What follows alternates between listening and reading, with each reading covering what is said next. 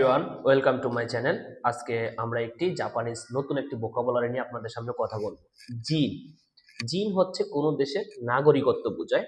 এটা অন্য একটা শব্দের সাথে যোগ করে ওইটার পরিপূর্ণ একটা অর্থ দেয়। যেমন আপনি যদি বলেন আমি বাংলাদেশি নাগরিক, তাহলে বাংলাদেশু জিন অর্থ হয়ে যাবে বাংলাদেশের নাগরিক।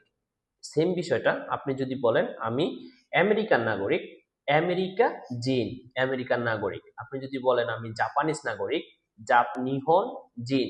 নিহন হচ্ছে জাপানিজ আর জিন হচ্ছে নাগরিক, তাহলে নিহন জিন জাপানিজ নাগরিক। এবার আপনি যদি বলেন আমি ইন্ডিয়ান বা আমি ভারতীয় নাগরিক, তাহলে কি হবে? ইন্দো। ইন্ডিয়াকে বলে ইন্দো।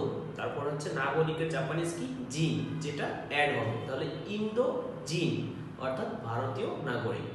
এখন পুরো সেন্টেন্সটা কি হবে? আপনি যদি বলেন আমি বাংলাদেশি নাগরিক, তাহলে কি হবে? এখন ওয়াতাশি ওয়া বাঙ্গুরা দেশু জিন দেশ। বাঙ্গুরা দেশু জিন দেশ, অতএব আমি বাংলাদেশি। দেখা হবে পরবর্তী কোনো এরকম শর্টকাট ভিডিও নিয়ে। ততক্ষণ সবাই ভালো থাকবেন। আল্লাহ হাফেজ।